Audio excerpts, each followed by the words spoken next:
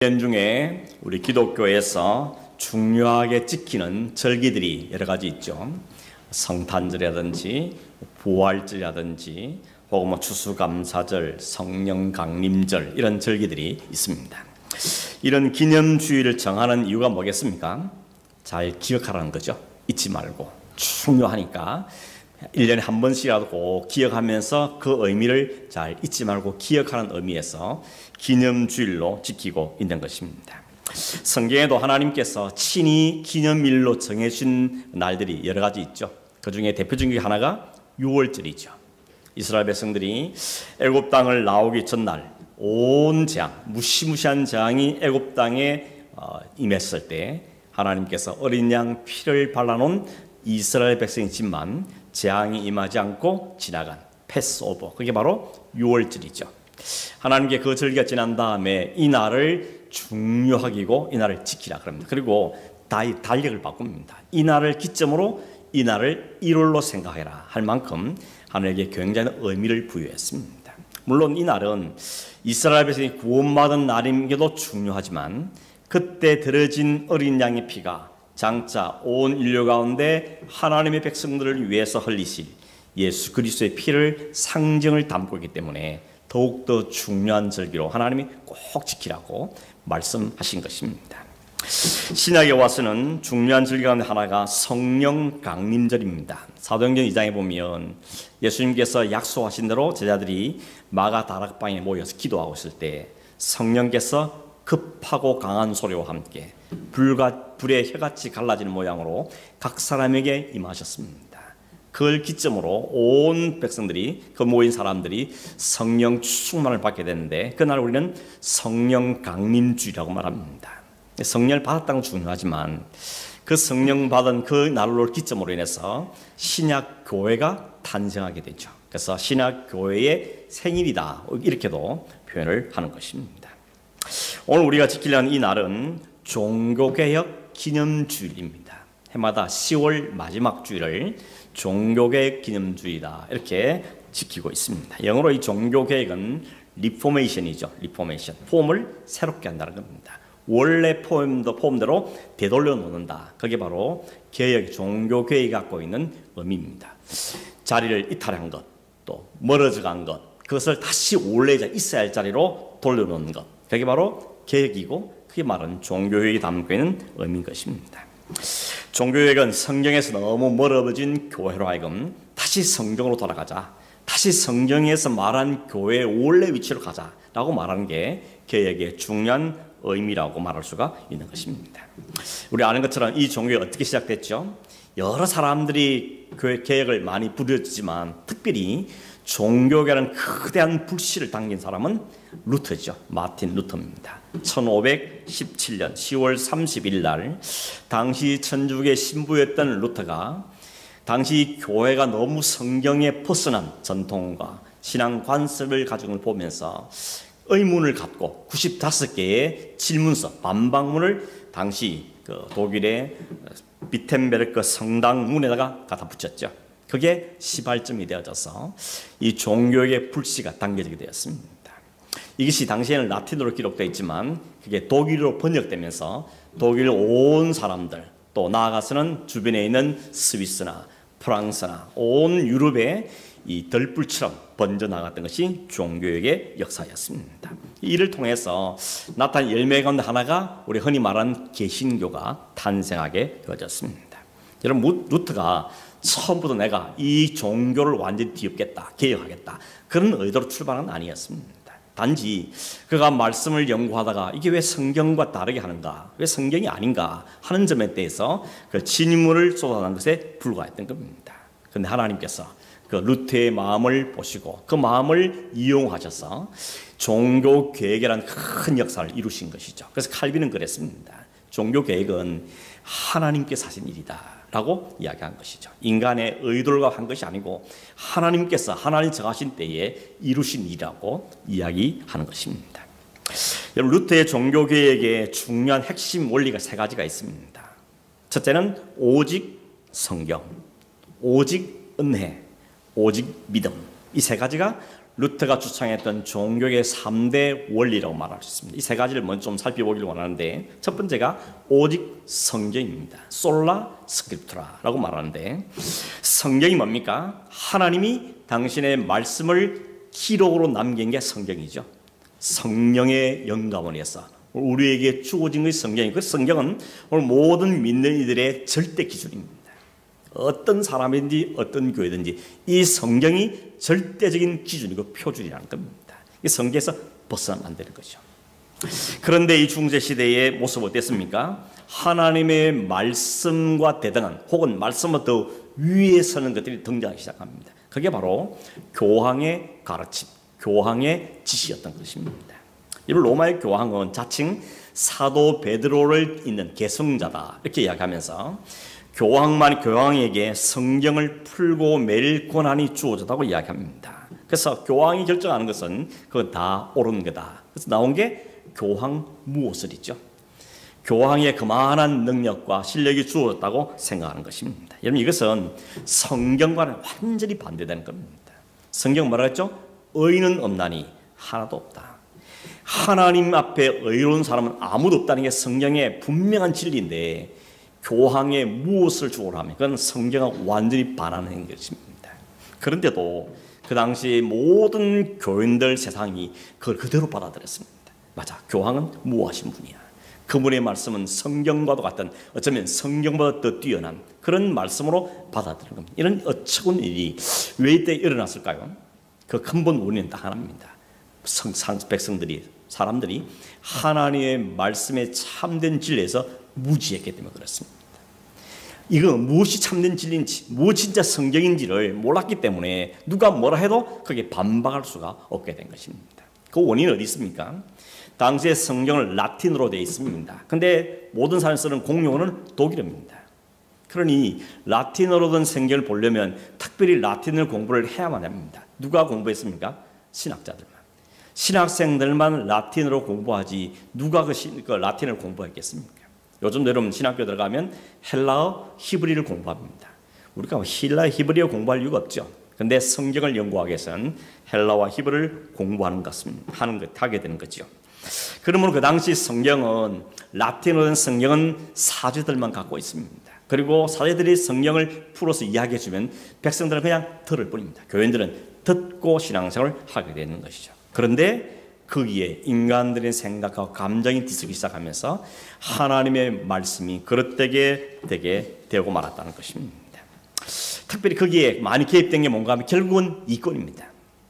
돈과 혹은 권력과 명예와 이런 게 자꾸 개입되니까 거기에 그것도 인하여서 성도들의 눈을 가려버리고 성경에도 없는 여러 가지 전통과 관습들을 들여서 성도들의 그런 고회를 빨아먹는 것이죠.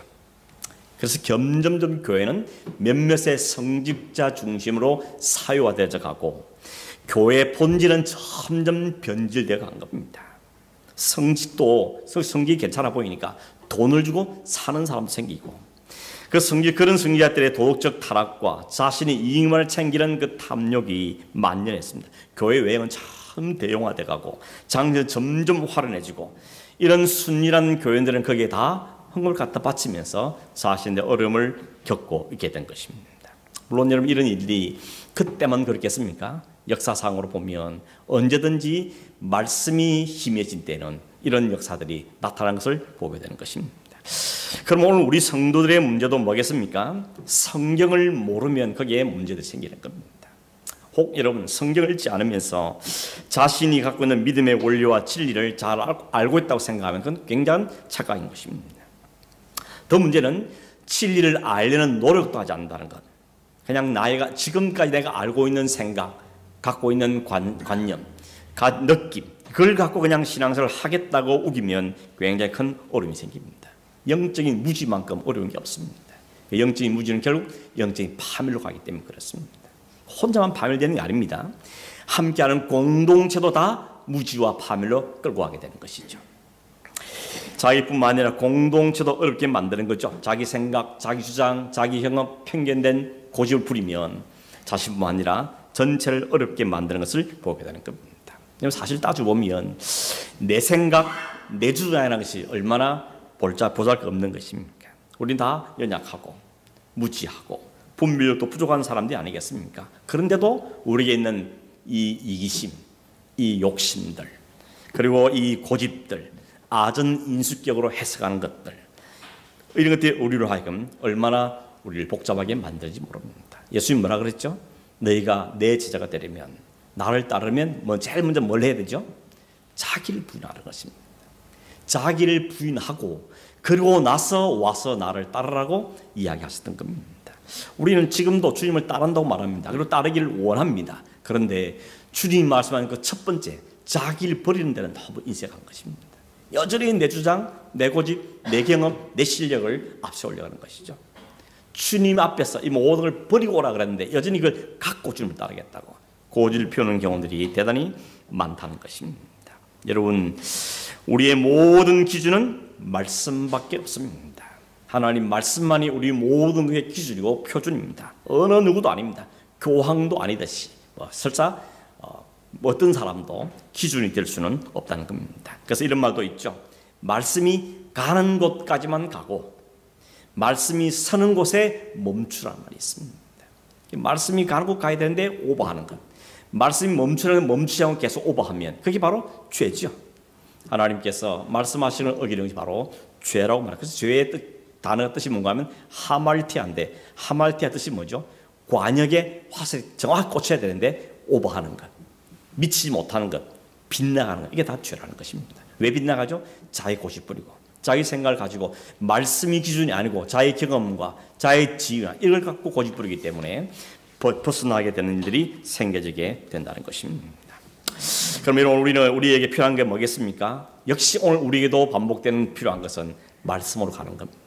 말씀을 통해서 교정받고 말씀을 통해 진리를 깨닫고 그 말씀에 서는 것이 무엇보다도 중요한 겁니다. 그런데 일반 성도들 기회조차 없었습니다. 왜냐하면 성경을 가질 수도 없고 좁아야 읽을 수도 없으니 그런 기회를 얻을 수가 없었던 것이 당시의 시대였습니다. 그런데 루터는 성직자였기 때문에, 심지어는 신학교의 교수였기 때문에 성경을 읽고 성경을 연구했던 사람입니다. 그런데 읽고 연구하면 할수록 이 왜 오늘 이 교회가 성경과는 다르게 가는 것인가 하는 갈등들을 마음에 겪었던 것입니다.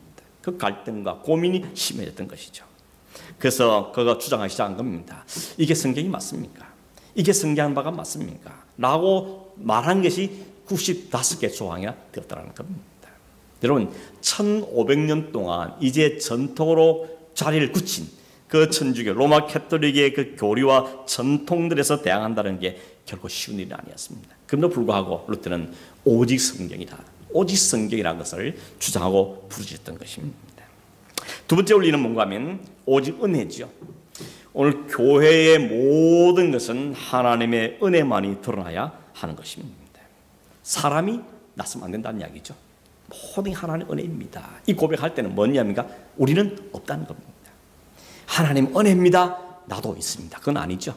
오직 하나님 은혜라는 말은 나는 없다는 표현인 것입니다. 여러분, 루터가 수도사가 되기로 작정한 이유가 있었습니다. 그 계기가 있었는데, 원래 루터는 뭐 하는 사람인가 하면 자기 아버지의 뜻대로 법학을 공부한 사람이었습니다. 아버지가 너 법을 공부해라, 법관이 되라. 그래서 열심히 법을 공부하고 있었는데 하루는 자기 친구와 함께 들판을 길을 가다가 천둥 번개를 통한 벼락을 맞았습니다. 벼락이 떨어졌는데 하필은 그 번개 벼락이 자기 같이 길 가던 친구의 머리에 떨어져가지고 그날 그 자리에서 친구가 즉사한 겁니다. 그때 이 루터가 마음에 큰 충격을 받습니다. 나는 지금 죽으면 어떻게 하는가? 내게 구원의 확신이 있는가? 이 문제 때문에 막 번민하기 시작합니다. 그래서 하던 공부를 때려치우고 다시 신학교를 가게 된 거죠. 그래서 사제가 되고 수도사가 된 것입니다. 수도가 되었어도 이 루터의 최고의 관심이 뭔가 하면 인간이 어떻게 구원받냐는 겁니다. 내가 진짜 구원받는 게 맞는가 하는데 이 확신을 가지는 것이 이 루터의 최고의 관심이었습니다. 그런데 그걸 해결하기 위해서 그 천주교에 가르쳐준 대로 열심히 공부를 하고 또 뭘 많이 했습니까? 고해성사를 많이 한 겁니다. 내가 이런 죄를 지었습니다. 내가 이런 죄를 지었습니다. 얼마나 많이 고해성을 했든지 그 신부들이 저기 루터가 나타나면 피해간 겁니다. 또 붙잡고 고해성사 받아달라 그러니까 도망갈 만큼 철저하게 자기 죄를 회개하고 뿐만 아니라 고행의 삶을 열심히 살았습니다. 금욕주의 삶을 살았습니다. 그런데 그렇게 하면 할수록, 성경을 알면 할수록 루터의 마음에 드는 게 뭔가 하면 내가 죄인이라는 겁니다. 이걸로 내가 어떻게 구원을 얻는가? 여기에서 해결책이 안 생긴 거죠. 그래서 마음의 갈등과 고민이 더 심해만 갔던 겁니다. 그런데 여러분, 그러던 그가 학생들에 가르치기 위해서 로마서를 연구하며 강의 준비하다가 그 로마서 속에 진리를 발견하게 된 겁니다. 그 진리가 뭔가 하면 우리의 구원은 오직 하나님의 은혜로 주어진 거다 하는 것을 그가 말씀 속의 진리를 깨닫게 된 것이죠. 우리가 잘 아는 에베소 2장 8절 9절의 말씀이 있죠. 너희는 그 은혜에 의하여 믿음으로 말미암아 구원을 얻나니 이건 너희에게서 난 것이 아니요 하나님의 선물이라. 행위에 난 것이 아니니 이는 누구든지 자랑치 못하게 하려 합니다. 이 말씀이 이 루터에게 확 다가오면서 깨닫게 된 겁니다. 그래, 은혜구나, 은혜. 이 나 같은 죄인, 우리 같은 모든 죄인이 하나님의 구원을 받을 수 있는 유일한 방법은 하나님의 선물을 주는 그 믿음으로 받는 그 하나님의 은혜구나 하는 것을 그가 분명하게 깨닫게 되어진 것입니다. 여러분, 사람이 수고해서 구원을 얻게 되면 거기는 반드시 자랑이 따르죠. 내가 이만큼 수고했어, 내가 이만큼 이루었어, 내 구원받기 위해서 이런 일을 했어 라고 자기 자랑이 따르는데, 하나님께 분명히 그 자랑들을 금하기 위해서 오직 은혜로 하나님의 선물로 주신 그 믿음으로 구원받는 사실을 우리 분명하게 말씀해 주신 것이죠. 그래서 이 진리를 깨달은 이 루터가 그 교회를 향해서 외치는 겁니다. 이 교회 안에 인본주의, 사람 중심은 다 없어져야 되는 거 아닙니까? 오직 하나님만 나서야 되는 거 아니겠습니까? 라고 그는 오직 하나님의 은혜를 줄기차게 외치게 되어졌던 것이죠. 세 번째는 오직 믿음입니다. 아까 말씀드렸지만 루터가 종교개혁 할 때 가장 도전받았던 말씀이 바로 이 로마서 1장 17절 말씀이었습니다. 복음에는 하나님의 의가 나타났으니 믿음으로 믿음에게 이르게 하나니 기록된 바 오직 의인은 믿음으로만 살 것이라. 믿음 외에는 사는 방법이 없다는 것을 그가 분명히 알게 된 겁니다. 근데 이런 마틴 루터 당시에 이런 구원과 전혀 관계없는 일들이 자행되고 있던 겁니다. 구원받기 위해서는 고행을 해야 된다. 구원받기 위해서는 고해 성사를 해야 된다. 심지어 구원받기 위해서 면죄부를 사라 하는 것이 그 당시에 벌어졌던 겁니다. 여러분, 면죄부라는 게 왜 판매되기 시작했는가 하면 그 당시에 성 베드로 성당을 건축하게 됐습니다. 무려 8,000명이 한꺼번에 들어갈 수 있는 예배당입니다. 어마어마하죠. 오늘날도 8,000명이 한꺼번에 들어가는 예배당이 그렇게 흔하지 않은데, 이 당시에 그 엄청난 성당을 지을 때 어마어마한 막대한 건축금이 필요했던 겁니다. 그래서 생각해낸 게 면죄부를 판매하는 겁니다. 이걸 사면, 이 면죄를 파는 이 종 사면 당신의 죄가 없어진다 하는 것으로 사람들을 속였던 것입니다. 어떻게 속였는가? 이렇게 속였답니다. 면죄부를 구입하고 돈을 집어넣어 그 상자에 떨어뜨린 순간, 그 동전이 딸랑 소리가 나는 그 순간 내 죽었듯 내 가족이나 내 친지 모든 사람이 연옥에서 그저 즉시로 천국으로 옮겨간다. 이렇게 거짓말을 한 겁니다. 뿐만 아니라 이 면죄부를 사면 아담보다 더 거룩해진다. 이렇게까지 뻥을 쳤다는 겁니다. 그런데 사람들은 그걸 사기 위해서 자신의 돈들을 투자하기 시작한 것이죠. 그렇게 모인 돈이 얼마나 많았던지 성 베드로 성당을 너끈히 짓고도 남았다는 것입니다. 죄에 대한 회개도 없고 예수 그리스도의 십자가도 없고 그저 면죄부 한 장 사면 구원을 받게 되는 이런 일이 자행되는 것을 루터가 보고는 아니라고, 그 성경에 어디 있냐고, 오직 믿음으로 구원받는 게 아니냐고 그런 외치며 소리를 지르게 했던 것입니다. 여러분, 오늘 우리들에게는 이 마틴 루터는 이 세 가지, 오직 성경, 오직 은혜, 오직 믿음, 너무 당연한 거죠. 우리 너무 당연히 받아고 믿지 않습니까? 그런데도 이 당시에는 그렇지 않더라는 겁니다. 그렇게 말했던 사람 어떻게 됐습니까? 기존 교회에 저항하는 사람들로, 특히 로마의 교황권에 반대하는 사람들로 이들은 불경스럽고 이단적인 행위로 취급을 받던 겁니다. 그래서 개혁운동이 쉬운 일이 아니었습니다. 이미 거대한 물줄기로 딱 자리를 잡아버렸기 때문에 그 물줄기를 턴다는 것은 그게 보통 예사론들이 아니었던 겁니다. 그래서 이 종교교육자들이 많이 도망다니고 쫓겨다니고 이 천주교 이름이 제명당하고 이런 많이 겪었습니다. 루터도 마찬가지였던 것이죠. 그래서 종교교육자도 그랬고 루터도 그렇고 많이 낙심하고 내가 이를 과연 할 수 있을 것인가? 이런 부담감과 이 벽에 부딪혀서 좌절할 때가 한두 번이 아니었다는 것입니다. 그 벽이 너무 크고 너무 높았기 때문이었던 것이죠. 이런 일화가 있죠. 하루는 루터가 이런 상황들 때문에 종교를 시작은 했지만, 물론 자기는 종교계로 말도 안 썼지만 이 일이 시작은 했겠지만, 이런 너무 힘에 겹고 너무 부딪히는 벽들이 크니까 좌절해서 우울에 빠졌습니다. 우울증에 빠졌습니다. 근데 하루는 자기 아내가 상복을 입고 자기 앞에 나타난 겁니다. 루터가 누가 돌아가셨냐라고 물었더니 네, 하나님께서 돌아가셨습니다. 그렇게 대답하는 겁니다. 루터가 이 여자가 돌았나 이런 마음이 들어가지고 호통을 친 거죠. 그랬더니 그 아내가 이렇게 말한 겁니다.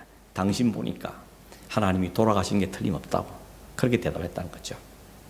그 대답에 그 말의 의미를 깨달은 이 루터가 다시 일어서게 된 겁니다. 하나님이 살아계셨고 하나님이 일을 시작하셨으니 하나를 사용하실 때까지 내가 내 몸이 불살도록 내가 늘어드렸구나 라는 마음을 갖고 다시 그 종교에게 박차를 가했다 하는 이런 일화가 있습니다. 어떤 사람 이거 보면 또 그렇게 교훈받죠. 아내가 참 중요해. 이렇게 지혜로운 아내가 있어야 돼. 이런 말도 있습니다. 오늘 우리가 본문 3은 이 성경 구절은 요시야 왕 이야기입니다.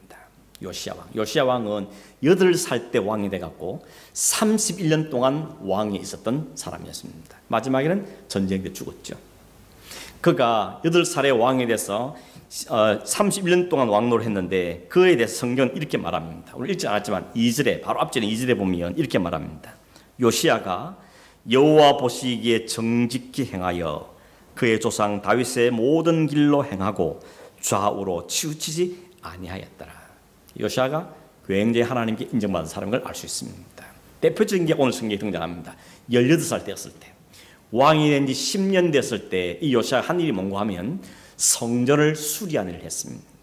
이 당시에 일반적으로 어떤가 하면 성전 입구에 이 함이 놓여 있습니다. 돈 넣는 함이 누구든지 들어오면서 헌금을 하는데 그게 꽉 차면 그걸 열어서 성전을 관리하는 사람들에게 준 다음에 그동안 이 낡거나 부수지고 한 부분들 성전을 수리하는데 그 돈을 사용했습니다. 근데 요시야 왕이 왕이 된 10년 됐을 때 성전이 너무 그동안 수리가 안 됐다는 것을 알게 된 거죠. 그래서 명령을 내린 겁니다. 자연스럽게 하는 것을 왕이 명령을 내립니다. 이 돈을 다 이 감독관에 넘겨서 성전을 수리하도록 하라라고 명령을 내리게 된 것입니다. 근데 그 일을 하다가 뭘 발견했다 그러죠? 율법책을 발견했다는 것입니다. 여러분 본래 율법책이랑 누가 받았죠? 모세가 시내산에 받았죠. 그거를 기록한 다음에 어디 뒀는가 하면 지성소 안에 그 언약궤 옆에다가 그것을 두었습니다. 그리고 절길 때마다 제사장이 그걸 가지고 나와서 온 백성들이 읽고 백성들은 그거에 아멘 한 다음에 그 말을 지키도록 하는 것이 율법책입니다. 그래서 오랫동안 그 율법책은 항상 그 성막 혹은 성전 언약궤 옆에 있었던 겁니다. 그런데 오늘 성경에 보니까 율법책을 발견했다 그랬죠. 늘 있던 건데 왜 발견했다 그럴까요? 그 자리에 없었던 겁니다. 성전을 수리하느라고 뭐 뜯고 고치고 하는데 한쪽 구석에 처박혔던 율법책이 발견됐다는 이야기를 하는 것입니다. 먼지가 수북히 쌓여서 있던 그 성경책이 이러한 일꾼들이 눈에 그게 발견이 되었다고 이야기하는 것입니다. 뭘 이야기하는 거겠습니까? 율법책을 그동안 사람들이 백성들 이스라엘 백성이 어떻게 대우했는지 어떻게 취급했는지를 이것이 분명히 드러내고 있는 것입니다. 하나님의 말씀으로 기록된 그 율법책을 함부로 대하고 무시하고 아무도 관심도 안 가지고 그동안 없었는데 없은 줄도 모르고 있다가 성전 수리하다가 그게 발견됐다고 이야기하는 것입니다. 그런 경우 있죠. 이사를 하는데 이사할 때 전에 이사할 때 두었던 거 발견되는 거 있죠. 와 이게 여기 있었구나. 깨달은 적이 있지 않습니까? 저희 집도 그랬습니다. 전에 이사했던 것이 다음 이사할 때 그게 나오는 거죠. 그동안 완전 처박혀 있었던 겁니다. 여러분 그 별로 안 중요하니까 안 찾았긴 하겠죠. 그러나 율법책은 다른 겁니다. 율법책은 뭡니까? 하나님께서 시내산에서 모세를 통해서 주셨던 겁니다. 그걸 주신 뭐라 그랬습니까? 이 율법을 기록하고 절기 때마다 낭독하고 이 가운데 기록한 대로 지켜 행하라 라고 말씀하십니다. 그런 다음에 모세가 신명기 28장에 보면 가나안 땅에 들어가기 직전에 이스라엘 백성을 다 불러 모아놓고 말합니다. 하나님께서 이 율법책을 읽고 듣고 지켜라. 이걸 다 지키면 28장 1절에 14절까지 이런 복을 주실 것이다 라고 복을 선포합니다. 여러분 많이 들어보시는 복이죠. 뭐 일어서도 복 받고 나가도 복 받고 들어와도 복을 받고 적군이 왔다가 다 10길 도망갈 것이고 이런 복들을 쫙 이야기합니다. 그런 다음에 15절부터 68절까지는 만약에 너희들이 이 하나님 말씀에 순종치 않고 말씀을 떠나면 이런 저주가 임할 것이라 라고 말하면서 그 저주를 쭉 이야기합니다. 분량을 비교해 보니까 복에 대한 이야기는 14절, 저주에 대한 이야기는 무려 53절입니다. 거의 4배나 많게 저주의 말씀을 하고 있습니다. 하나님이 백성들을 저주하고 싶은 마음이 컸던 걸까요? 아니겠죠. 그만큼 말씀을 지키는 것을 강조하기 위해서 하나님 그렇게 하신 것이라고 이해할 수가 있는 것입니다. 그런데 지금 어떻습니까? 요시야 왕 때 그 하나님의 율법책이 성령 구석에 처박혀서 아무도 모른 채 수리할 때 그게 발견되는 이런 일이 벌어졌다는 것입니다. 여러분 이게 얼마나 무슨 일입니까? 하나님의 말씀을 이렇게 취급하는 것이 얼마나 무슨 죄인 것입니까? 오늘 우리는 어떻습니까? 하나님의 말씀에 어떻게 대하느냐는 겁니다. 하나님을 어떻게 취급하느냐. 단지 성경책을 어떻게 취급하는 말을 넘어서서 하나님 기록된 하나님의 말씀이라는 말씀을 대하는 우리의 태도가 어떠하냐 하는 것입니다. 요시야 왕이 성전 수리하다가 율법책이 발견되다는 소식을 듣고 그 율법책 가져와서 자기 앞에 읽었을 때 어떤 반응을 보였죠? 오늘 성경 11절에 보니까 왕이 율법책의 말을 듣자 곧 그의 옷을 찢으니라. 옷을 찢었답니다. 이 옷을 찢는 표현을 왜 하는 겁니까? 회개의 표시죠. 옷만 찢는 게 아니고 자기를 찢는 겁니다. 내가 죄인입니다. 울며 통곡하며 두렵고 떨린 마음으로 그 앞에 회개했다는 것이죠. 뭘 회개했겠습니까? 그동안 우리가 하나님 말씀을 이렇게 무시하고 하나님을 이렇게 취급한 데 대해서 그는 회개한 겁니다. 그리고 이 통일 이스라엘이 남과 북으로 두동강나고 그리고 수많은 외적들로부터 박해와 침략을 당하고 때로는 바벨론에게 포로로 끌려가기도 하고 이런 엄청난 고난과 역경을 당하는 것이 바로 하나님 말씀에 대한 그 저주의 결과라는 것을 요시야가 고백하는 것입니다. 하나님 우리가 괜히 이런 고통을 겪은 게 아니었습니다. 우리가 하나님 말씀에 서지 못하고 하나님을 밀쳐버리고 하나님 말씀을 무시하기 때문에 이런 고통을 당한 것이었습니다. 하는 것을 그 앞에 처절하게 엎드리고 회개하고 있다는 것입니다. 나라가 망하고 경제적으로 힘들고 여러 자연재난의 시달림을 받고 사회 질서가 무너지고 정치 사회가 타락하고 부패한 모든 원인이 다른 데 있는 것이 아니라 하나님 앞에 서야 될 사람이 하나님에 서지 아니하고 그 하나님을 밀어버리기 때문에 하나님을 제쳐두게 생겼다는 것을 깨닫는 고백을 하고 있는 것입니다. 이 모든 것이 하나님의 백성들이 하나님 자를 지키지 못하고 사명의 역할을 버려버리고 자기들의 욕심을 쫓아 살고 나라의 지도자나 사회 리더들이 또 종교 지도자들도 하나같이 자기 욕심만 채우며 자기 명예와 자기 자를 챙기고 연약한 자를 괴롭히고 자기 잘못된 사상만 주관하는 이런 결과가 있음을 요시야가 철저하게 고백하며 통회하고 회개하고 있는 것입니다. 가장 주목할 점이 뭔가 하면 왕이 그랬다는 겁니다. 왕이 가장 먼저 자기 옷을 찢었다는 것을 우리가 주목할 필요가 있는 것입니다. 가장 엎드려 회개하는 사람이 리더인 겁니다. 내가 가정의 리더라면, 내가 교회 리더라면, 내가 어느 공동체의 리더라고 생각된다면 어느 누구보다 먼저 엎드리며 그 죄악을 통회하고 회개하는 사람이라는 겁니다. 엎드려 오늘의 죄악을 통회하고 엎드리는 사람, 그 사람이 리더라는 것이죠. 먼저 비난하고 먼저 비판하는 것이 아니고 먼저 하나님께 엎드리는 자가 진정한 리더라는 것이죠. 요시야가 놈이 이랬냐, 누가 이랬냐, 범인을 색출하라, 그리고 그를 감옥에 집어넣어라 라고 말하기 전에 하나 이것이 나의 죄입니다. 이게 우리의 죄입니다 하고 자기 옷을 먼저 찢었다는 것입니다. 그것이 진정한 리더의 태도라는 것을 우리가 보게 되는 것입니다. 오늘 여러분 하나님의 말씀이 성전 구석에서 먼지를 뒤집어쓰고 방치됐던 것처럼 오늘 우리들 역시 하나님의 말씀을 그렇게 방치해두고 있지는 않냐는 것입니다. 성경이라는 것은 그저 주일 예배 때 잠시 한번 사용하는, 아니 요즘은 들고 오지도 않죠.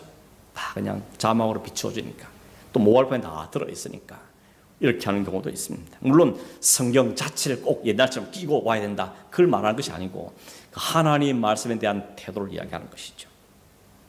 여러분, 하나님 말씀을 읽고 듣고 하는 것이 중요한 걸 알지만 우리는 그것을 여러 핑계를 대죠.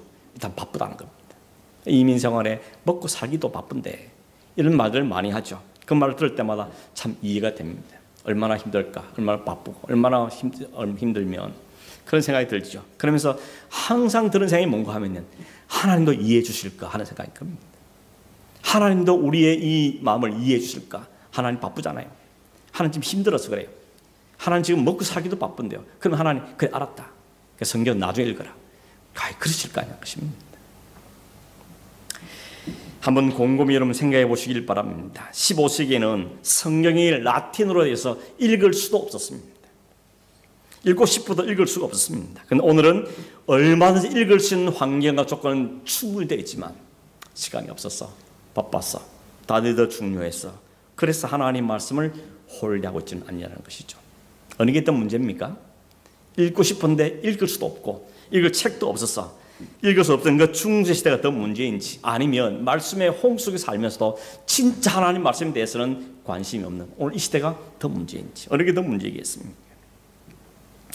저는 신방하는 중에 어느 분께서 자기는 그래도 1년에 한 2번은 꼭 성경 읽으려고 애를 쓴다고, 그때가 한 8월쯤 된 것 같은데 한 번은 읽었고 이제 두 번째를 향해서 열심히 읽고 있는데 올해 안에 달성할지 모르겠다고 그러면서 이야기하시는데 참 마음에 참 감동이 따뜻해지더라고요. 적어도 우리의 태도가 하나님 말씀에 대해서 적어도 이 정도는 돼야 되지 않겠는가, 이런 마음이 사실 들었던 것입니다. 여러분, 사실 시간 없어서 못한다는 게 핑계 맞죠. 진짜 시간 없어도 정말 중요한 것은 만살 지치고 하는 게 우리지 않습니까? 그렇다면 결국은 우리의 관심과 열심과 하나님 말씀은 태도에 문제가 있는 것이지 환경과 상황은 아니지 않겠는가 하는 생각을 하게 되는 것입니다.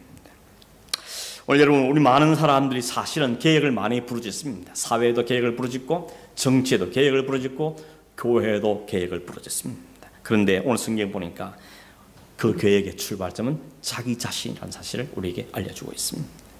내 안에 계획될 게 너무 많습니다.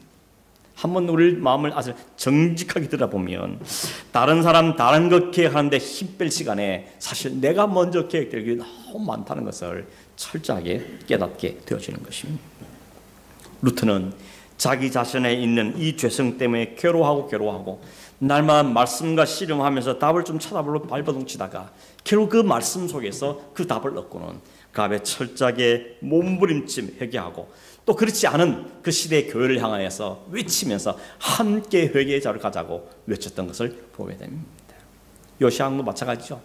율법책을 발견하고 그 책을 읽어줄 때 이것이 바로 나의 죄구나, 이것이 바로 우리 민족의 죄구나 하나님을 깨닫고 하나님 앞에 철저하게 엎드려 통곡하며 가족과 민족을 가슴에 안고 기도한 걸 보게 되는 것입니다. 뿐만 아니죠. 이 요시야가 한 걸음 더 나가서 온 백성을 다 성전에 모이게 합니다. 그런 성전에서 이 율법책을 읽게 합니다. 그리고 이렇게 말하죠. 지금이라도 우리가 마음을 다하고 뜻을 다하여 이 하나님의 계명을 순종하고 지키기로 약속하자. 그렇게 하겠냐 물었을 때 온 백성이 우리가 다 언약을 따르겠습니다 하고 약속하는 장면이 이어져 나옵니다. 그런 다음에 요시야는 이제 과감하게 실제된 행동을 하죠. 자기가 왕이라는 그 힘과 권세를 가지고 그 땅에 만연했던 모든 우상들 다 깨부십니다. 그다음에 어떤 우상들이 있었다는 겁니까? 이 바알과 아세라와 일월 성신에 절하는 많은 제단들이 있었는데 그 제단을 다 허뭅니다. 그 제사장은 다 죽입니다. 그리고 모든 기명들은 다 기드론 시내까지 끌고 가져가서 그 완전히 빻아서 가루를 만든 다음에 뿌려버렸습니다. 심지어는 성전 안에 남자 창기가 있다는 겁니다. 그 창기를 다 쫓아냈습니다. 그리고 우상으로 더럽힌 그 성전과 나를 새롭게 계획한 일을 시작했고 그동안 멈추어 있던 유월절을 다시 지키기 시작했다는 겁니다. 성경에 오늘 성경 뒤에 보면 열왕기하 23장 25절에 이렇게 말합니다. 요시야와 같이 마음을 다하며 뜻을 다하며 힘을 다하여 모세의 모든 율법을 따라 여호와께로 돌이킨 왕은 요시야 전에도 없었고 후에도 그와 같은 자가 없었더라. 이렇게 평가를 하고 끝내고 있습니다. 그런데 여러분, 그 다음 구절 읽다가 깜짝 놀란 겁니다. 요시야 죽은 다음에 왕이 된 사람이 그 아들인 여호아하스입니다. 그 여호아하스에 대해서는 성경이 뭐라고 기록하는가 하면 열왕기하 23장 30절에 보니까 여호아하스가 그의 조상들의 모든 행위대로 여호와 보시기에 악을 행하였더니, 어떤 악이겠습니까? 다시 우상을 끌어들이고 다시 산당을 짓고 다시 하나님의 말씀을 무시한 이런 일을 여전히 했다는 겁니다. 그래서 이 여호사 왕 뒤에 20년 만에 나라가 완전히 바벨론에게 망하고 맙니다. 이걸 보면 어떤 생각이 드는가 하면, 아무리 요시아가 그렇게 몸부림치며 계획을 해도 그 다음 왕이 또 하나님의 악을 정함으로 그 나라가 결국 패망의 길로 가는 걸 보면서 하나님 앞에 한 번 계획으로 끝난 건 아니라는 거죠. 한 번 계획을 했다고 해서 모든 게 다 완전일 것 같다면 그건 인간이 아닌 것이죠. 여러분, 종교 시대에 그렇게 종교를 했지만 오늘 이 시대에 우리가 왜 또 계획을 부르짖습니까? 또다시 그 죄를 반복하기 때문인 것이죠. 그건 우리 개인도 마찬가지입니다. 그래서 우리 한 번 회개했다고 우리가 온전한 삶이 됩니까? 그렇지 않죠. 또 회개하고 또 회개하고 또 회개해야 되는 것이죠. 그래서 계획은 날마다 이루어진다는 것이죠. 이런 표현도 있습니다. 개혁교회는 날마다 개혁되어져 가야 된다, 이런 말도 생기게 된 것입니다. 여러분, 인간 세계는 완전하지 않는 겁니다. 아침마다 여러분 거울 보고 나가시죠? 바깥에 거울도 안 보고 나가는 사람은 진짜 용감한 사람이죠. 거울 보고 뭐가 좀 문제가 있는지 머리도 보고 옷도 다 보고 확인하고 가는 겁니다. 그것처럼 하나님의 말씀의 거울 앞에서 사실 날마다 비춰보고, 혹은 뭐가 또 때가 묻었는지, 어떤 뭐가 하나님의 말씀을 떠나게 됐는지, 뭐가 또 문제인지를 날마다 확인해야 되는 것이죠. 확인이 될 때 어떻게 합니까? 고치는 게 이루어지지 않습니까? 거울을 보고 뭐가 묻은 걸 확인되면 떼고 씻고 하는 것처럼 하나님의 말씀의 거울 앞에 자신을 비추고 될 때 또 다시 자기를 회개하고 또 이걸 바르게 잡고 하는 계획이 우리 가운데 일어나게 되는 것이죠. 그래서 여러분, 말씀 묵상은 중요한 겁니다.